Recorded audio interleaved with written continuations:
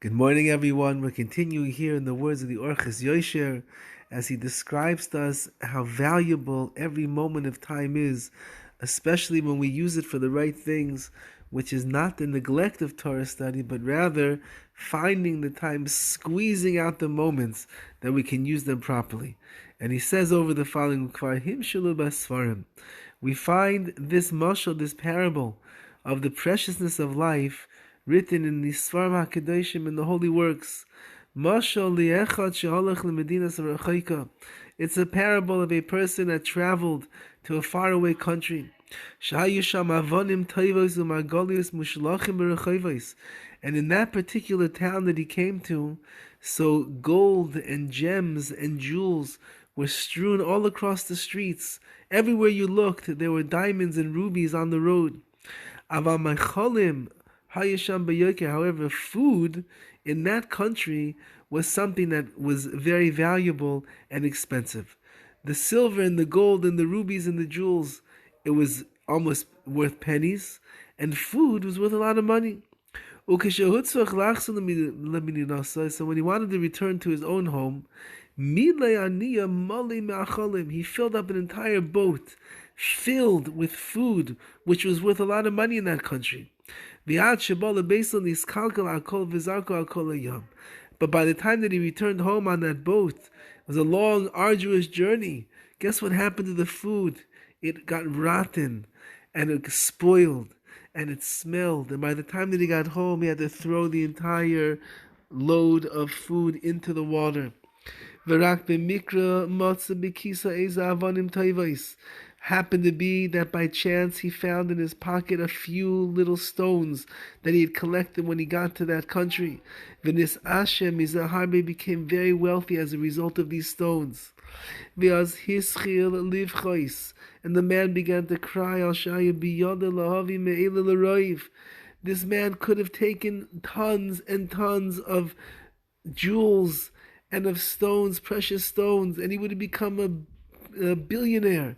And instead of bringing all of this stuff that was worth money and was valuable, he brought with him just food that was worth nothing. Havolim, it was emptiness.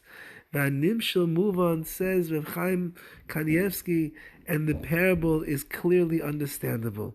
We come to this world, and the things that are most valuable in this world, as we look around, it's the money, it's the pleasures, it's the luxuries, it's all of those things which everybody is getting excited about, and we spend so much of our time and so much of our energy and our money on.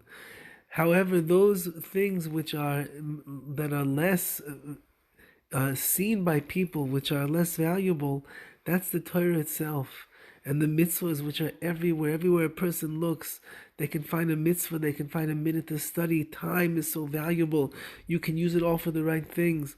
But a person spends their life in this world, and they try to amass more wealth. They try to fulfill more of their pleasures.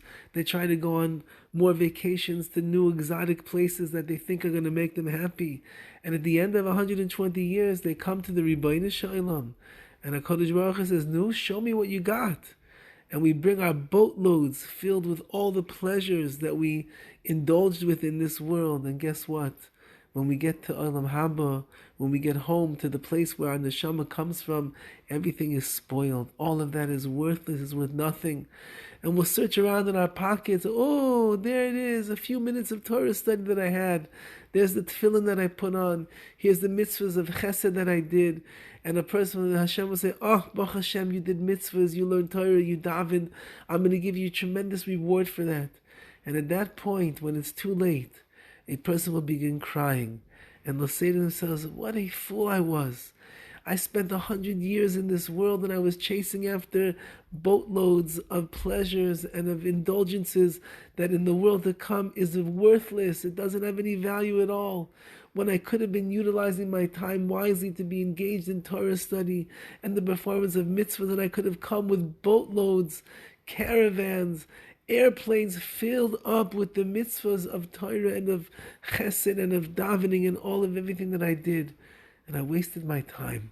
And at that point, says Rav Chaim Kanievsky, it's too late. The tears will be eternal that a person has because they realize that literally they missed the boat in this world. So let's take advantage. The days are filled with so many opportunities for learning, for growing, for davening, for chasadim, for mitzvahs, for getting close to Hashem. Let's use and pick up the precious pearls and the jewels and the stones in this world that are worth billions and quadrillions of dollars in the world to come, so that when we come to the Rebbeinu Shalom, we won't be crying. Chas v'chalila, rather we'll be singing and we will be dancing with joy, because we bring to him what is the currency in Shemayim, and that is a world and a lifetime of Torah and of mitzvahs.